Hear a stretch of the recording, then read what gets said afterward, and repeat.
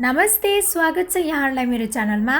आज म यहाँहरूलाई खसीको मासुको अचार बनाएर देखाउँछु। यदि यहाँहरूले अहिलेसम्म मेरो च्यानल सब्स्क्राइब गर्नुभएको छैन भने प्लिज मेरो च्यानललाई सब्स्क्राइब गरिदिनु होला र बेल आइकनलाई पनि प्रेस गरिदिनु होला। खसीको मासुको अचार बनाउनको लागि सबैभन्दा पहिला यो मासुलाई उसिन्नु पर्छ र यसको लागि मैले मासुलाई प्रेसर कुकरमा राखिसकेको छु र मैले पानी पनि राखिसकेको छु। अब यसमा थोरै बेसार र नुन पनि राख्ने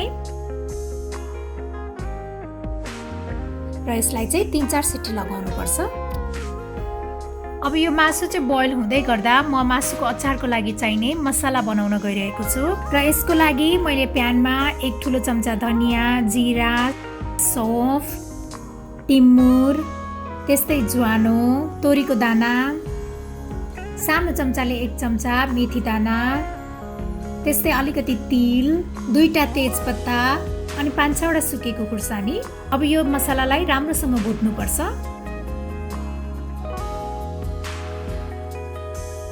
मसला राम्रोसँग भुटिसकेको छ। अब यसलाई एकैछिन सेलाउन दिने। त्यसपछि अब यसलाई ग्राइन्डरमा राखेर ग्राइन्ड गर्नुपर्छ।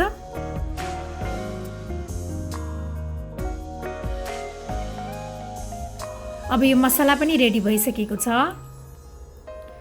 अब त्यस्तै हाम्रो यो खसीको मासुमा पनि 3-4 सिटी लागिसकेको छ। मासु पनि रेडी भइसकेको छ। अब यो मासुलाई यसरी एउटा बोलमा ट्रान्सफर गर्ने।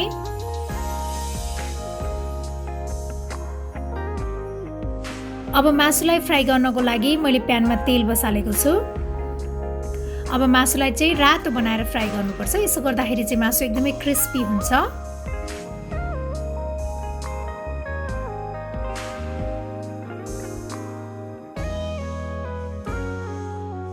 अब यो मासु चाहिँ राम्रोसँग फ्राइड भइसकेको छ। अब यसलाई चाहिँ एउटा प्लेटमा ट्रान्सफर गर्ने।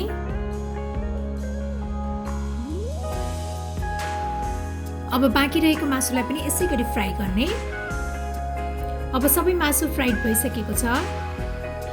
मैले फेरि प्यान बसालेँ। अब यो प्यानमा चाहिँ मासु तारेर बाँकी रहेको तेल राख्ने र अब यो तेलमा चाहिँ लाम्चो पारेर काटेको लसुन, अदुवा र हरियो खुर्सानी राखेर यसलाई चाहिँ एकछिन रातो हुने बेलासम्म फ्राई गर्नुपर्छ। यतिको भइसकेपछि अब यसमा 1 चम्चा जति बेसार राख्ने अनि अघि बनाएर राखेको यो मसला पनि राख्ने र अब यसलाई मिक्स गर्ने।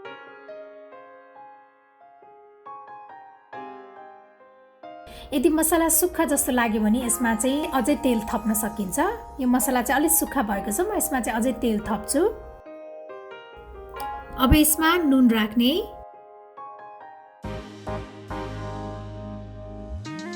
त्यसपछि अलिकति धुलो खुर्सानी पनि राख्ने।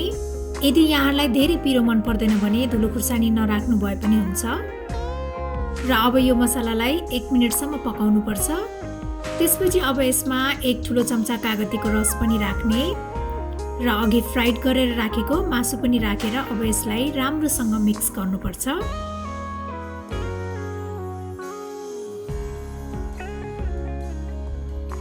अब एकैछिन पकाइसकेपछि हाम्रो खसीको मासुको अचार पनि रेडी भइसकेको छ।